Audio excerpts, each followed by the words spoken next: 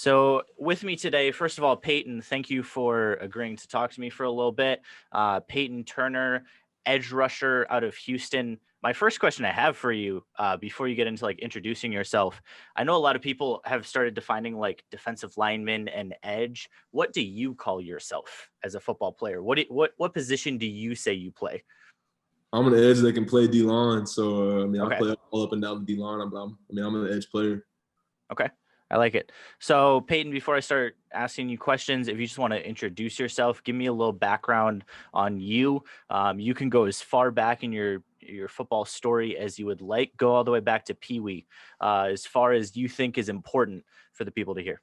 Cool. I was born and raised Houston, youngest of three. Grew up here. Everything I know is here or in Houston. So, I was born and raised here. Played basketball. Actually, was like one of my first sports. Basketball, Okay. soccer, baseball, and then football was actually the last sport I started playing. Gave up soccer. Baseball was a little bit too slow for me. It was probably my best sport though. Gave that up, and then I ended up playing basketball and football. Played football. Started middle school when I was young. Played some a little bit of fullback. Ended up playing quarterback in high school my first 2 years. And then I moved over. The first time I really started playing D-line truly was my junior year of high school. Oh, wow. Started playing a little bit of D-line. So other than that, I was a quarterback. I wasn't really checking down any throws. I was more like the go ball or, QB keep. But, Yeah. I played quarterback, dude. So, I was a hooper and I played football. I had D1 offers in both. So that's kind of me. Ended up in Houston. So, before we dive more into football, I'm a big baseball guy. That's my favorite sport. That's the one I played. So, if you were a quarterback, were you a pitcher as well? What position you played in baseball? Yeah, I was a pitcher. I played pitcher and first base. Yeah, Okay. but I I had, like I it. had a strap on me though. That was your best sport? Yeah, baseball was definitely my best sport. You could ask like anybody I grew up with. It's definitely my best sport. Yeah, might be in the minors right now. Who knows? But Dang. I kind of just fell in love with it. So, I mean, if baseball was your best sport, you like basketball and football, when was kind of the decision, and you said you gave up soccer too. Like, when did you sit down and have to decide this is the sport I'm going to pursue full time? Soccer was like little league, man. So I Okay. played that. I stopped playing that when I was like maybe like 7 or Okay. 6. And then basketball was my first love. I fell in love with football, in middle school. And then, so I picked those two up and I played them all throughout my high school career. And I made my decision to go with football actually senior year of high school. I was balancing football and basketball. Didn't really have any football off season, so I was in basketball, hooping and everything. But I decided to go the football route before like when I was signing. So that's how I ended up with football. I like it. So then your time at Houston, I believe you were a 3-year starter, correct? Correct. Okay. So run me through your time there. Obviously, you're not going to be the top dog coming in as a freshman. So from your perspective, before I start getting too specific, give me the rundown of your timeline at Houston. So I came in, I got recruited, got my offer, committed, signed. Ended up in Houston. I was playing defensive end, but at that time it was more of we played a 3-3-4 defense, and we had Okay. good outside backers. So I didn't get brought in for outside backer. I played tackle, so I was playing tackle. I had I believe it was a 3-year starter in front of me in Nick Thurman. I think he's with the Patriots right now. I'm not sure where he's at, but he's been bouncing around in the league. And then a 5th-year transfer from A&M, Reggie Chevis. So I split time with them as a true freshman. Got some reps. Was playing pretty well. Beat out the other two DNs that came in my class for the spot. So I didn't redshirt coming in. Sophomore year, I got my starting job and at tackle. So I was playing 4I in my sophomore year. Got up to 290 to play 4I. I was playing really well. Ended up with a foot injury that I ended up missing like the last 2 games of our season there. And then junior year, we had a new staff come in, so we went back to playing a 4-3 defense or 4-2-5. So we had 4 D linemen. Okay. So I was playing 3 tech originally. So after that foot injury, I was kind of recovering. So I missed my spring off season with the new staff. I missed summer workouts, and then I came right into fall camp, and I figured I was going to play 3 tech because I played 4I and I was already 290 at the time. So I was like, I'll probably end up playing 3 tech. So I go in there fall camp, play 3-tech, was making plays. Coach thought we needed a little bit of help on the edge, so I moved out to DN. And so, I kind of learned DN through fall camp, and then ended up going into junior season, kind of learning on the run how to play on the edge. So that was fun. It was a learning experience, but I learned what I needed to work on, and then going from junior to senior year, got to work on all that the things I noticed that I needed to work on, and then ended up with some production my senior year. So going from position to position, kind of moving around with that versatility. One of the things I'm interested in is, like you said, you were at 290 coming into your junior year. Was that a focus that you had to cut weight when they moved you to the edge? Like, how quickly did you have to do that, and what did that look like?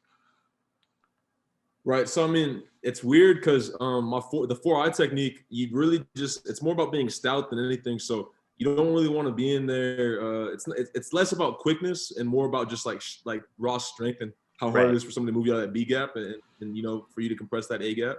So a lot of that is, quick, our technique was 2 quick steps, like within a yard, near, and then, you're engaged on the tackle or the guard. So it was a pretty big transition. 3-tech, you get to be a little bit more explosive and more aggressive, and then even more so on the edge. So it was different for me because I got to be more explosive, and I had to get train those muscles, train my hips and everything to come off the ball and roll off that front foot on the edge. So I was dropping weight. Junior year I played about 280, and then this past year I got to 270 where I'm comfortable at. So I was able to move around pretty well on the edge. Okay, so before we get into I have some random questions for you because I want to get to know like you off the football field as well. But I enjoy asking, like, give you a second to brag about yourself. Like I just said, you're very versatile. But from Payton's perspective, you're sitting down with a bunch of NFL teams. There's a lot of hype around you right now. From your perspective, what do you think is your best trait on the football field? That could be leadership, your actual skills, anything across the board. What is your best trait from your perspective? I think the best trait that I have, I think that's crazy how much production I have had after learning the position in a little bit, like right at a year. I learned the position in fall camp, and then so what I had like a year and like 4 months to learn DN. And I've been playing really, really well. Maybe I'd be even crazier if I got to play in this system the whole time. But just my upside, I think like I said, I'm really new. I'm really versatile. So just those 2 things combined, I think I'll do pretty well in the league. I like it. So obviously a lot of what you're doing right now is going to be preparing for the draft, preparing for all of that. When you're not working out, when you're not watching film, stuff like that, doing interviews with teams, what do you enjoy doing in your free time? Video games, hanging out with friends? Like, obviously you're a college dude. You enjoy doing some normal stuff. So favorite video games, what do you enjoy doing? Yeah, I like hanging out with like the D line, my teammates and stuff. Like we'll chill, go eat, go paintballing or something like that. But I just got the PS5, matter of fact, so I've been on that pretty I heavy. saw that, yeah. Yep. So I've been on the PS5 lately, big video game guy. But right now I'm on Call of Duty, and then I got to get the rest of my games to transfer over. I used to be big on Fortnite before everybody got super sweaty on these last few updates.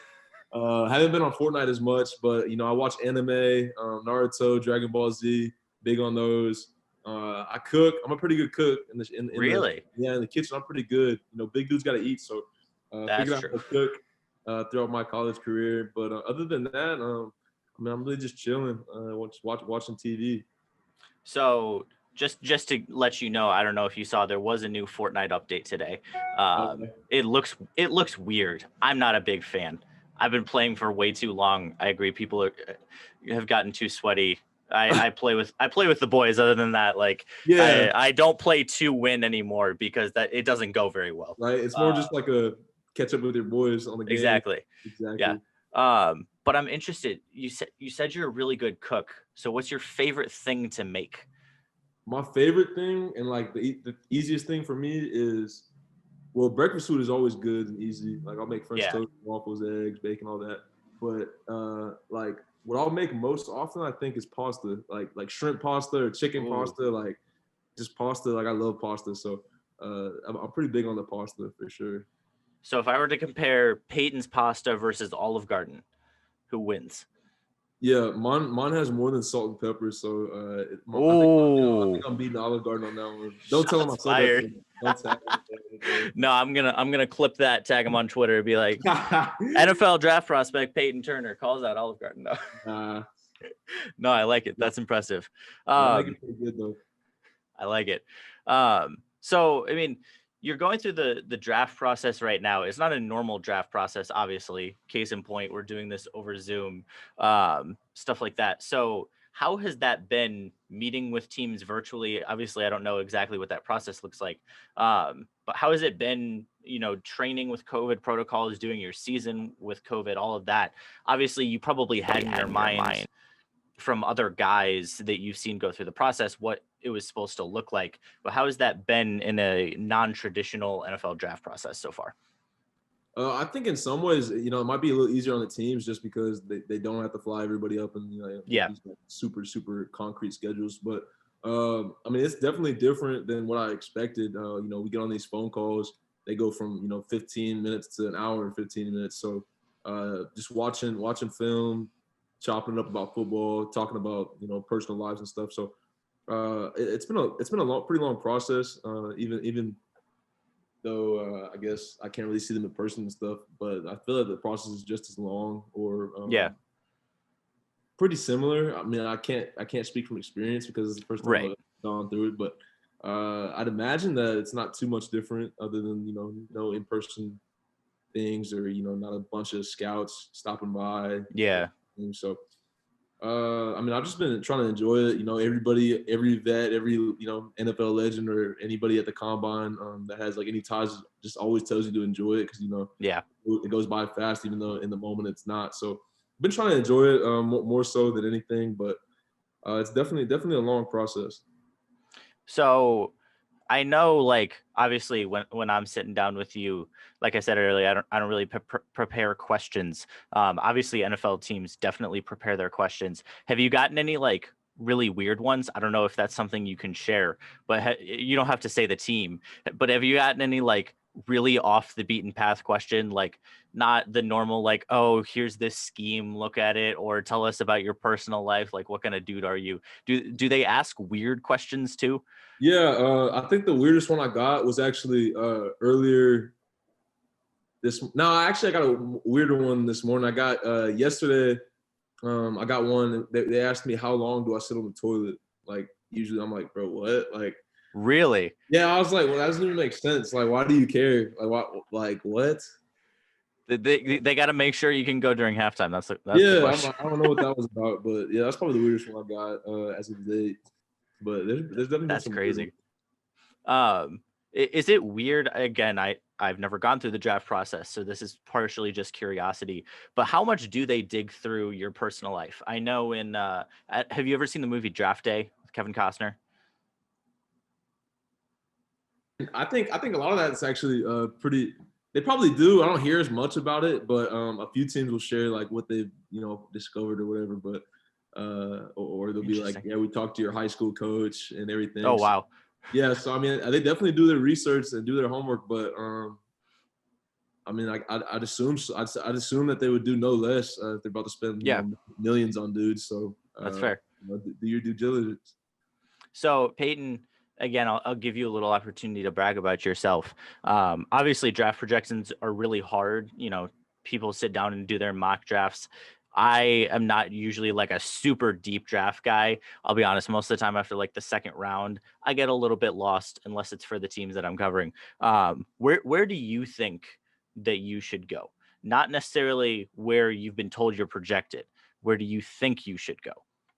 Well, I mean, I think that everybody should set the answer to that question for anybody should be, first round. So, I wouldn't say any different. I feel that if you don't say first round, then you either lack confidence or, you lack, that competitive edge, that you want to compete. But I mean, I'm just a competitive dude, and everything that I've been hearing, I feel that I can be a first round draft pick. But if it doesn't work out that way, I'm always grinding until they say that I should have been a first round draft pick. So either way it goes, like you said, nobody really knows how the draft goes, especially the media. Yeah. Especially this year with so much media being out of the loop and not being able to sit in these meetings and talk to teams and everything. But however it works out, I'm gonna make it work out. So if you're a Houston guy, I have to ask, were you a Houston Texans fan growing up? I definitely was. My dad was a Cowboys fan. My aunt Ooh. was also a Cowboys fan. Mom's a Broncos fan. So, but I mean, and the rest of the family, like that flag in the back, Green Bay, pretty big Green Bay fan. There you go. Yeah, I got a Philly cousin, Eagles cousin. So, but yeah, growing up, I was a Texans fan for sure. I watched the Cowboys with my dad, but kind of grew into my own watching the Texans. So, I mean, obviously the Texans have been struggling a little bit. I'm not going to make you comment on that just in case. I don't want to put you in anything like that. But man, if just for your sake, hometown guy, I really hope Deshaun Watson stays, because the city of Houston, not even the Texans alone, the city of Houston has lost a lot of athletes in the last year. And I'm sure you're well aware of that. So maybe you go to Houston, convince Deshaun. I'd love to see that. Yeah, Deshaun's a great player. So, I mean, hopefully he does stay with the Texans. I love it. Last thing I think I want to ask you specifically, and then I have one more thing I want you to do, but do you have a favorite football memory? So again, like I said at the beginning, you can go all the way back to Pee Wee, like flag football as far back, because there have been some guys legitimately their favorite memory is when they were like 7 years old. There was a really cool play. So Payton, give me your favorite football memory. My freshman year, we were playing at our field, home game. Freshman team, we were down. I think we were down 1 touchdown, so we were down 7 points. We're on like hour 40, backed up. I'm playing quarterback at the time. You gotta remember I was a quarterback, So Yeah. We snapped the ball, and like my best friend, like he's the wideout, so he's running down the field. Like I was like, I think the play was like a slant, but I was like, bro, just want to go. Like I'm gonna score off a slant. You know what I mean? So I was like, just want to go, bro. Like I'm gonna do like a 3-step drop, with as long as I can, just chunk it at you. So, dude, so I dropped back 3 yards. Everybody's blocking, so I got some good protection. You know what I mean? They didn't have any Payton Turners on the other D line or anything, so I had some good protection back there.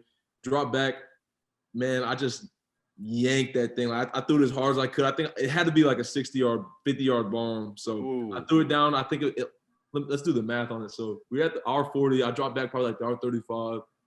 I think it landed on our like 20 or 30, something like that. So I just launched that. It's like a 55-yard bomb. I got hit on the play, so I didn't see the finish, but I mean I saw him catch it. So yeah, that was crazy. That was definitely like my most fond memory. I love that. That's awesome, especially it being one of your good buddies. I love that. Yeah, exactly. So let me think. I think the last thing I will ask you, Payton, is at the end of a draft interview or something like that, I have you give your pitch. So again, I'm not very well acquainted with how draft process works, but I doubt they sit down. I don't know. Maybe they do sit down and like, Payton, tell us why we should draft you. But for you right now, break it down. Give me the reasons why you should be drafted. I mean, if you have specific plays, specific games to throw out there, anybody who's watching specifically, why should Payton Turner be drafted? I mean, you can watch my 2020 tape. I played, as I said before, I played a year and a half, just under a year and a half, and I learned the defensive end position. And I had a lot of production. And besides that, I mean, I'm really versatile. I'm an athlete. I'm gonna give effort every time I'm out on the field. And I think I have some of the biggest upside out of a lot of players in this draft. So I think that I'll be a great player in the NFL. And I'm gonna work to be a great player in the NFL. So that's the way I'm approaching it, and that's the way that I hope teams see me. I love it. Last but certainly not least, social media, highlight tapes. Where can people find you? Where can people watch highlights, all that good stuff? Man, I have no clue. I mean, just Google it, man. Just Google it. Google it, and I'm sure something will pop up. But I don't know. I love that. In my vault or anything. So you let me know when you find them. Hold up. Let me. Fan says Google me. I love it. Your Instagram is PT_Turner. I'll give him that. Yep. At least give people a place to go find you. Man's not even drafted yet. He's already verified. So Payton, I appreciate you sitting down to talk to me. You're awesome. I'll be rooting for you, watching the draft, and best of luck in that process. Yes, sir. Thanks for having me, MJ.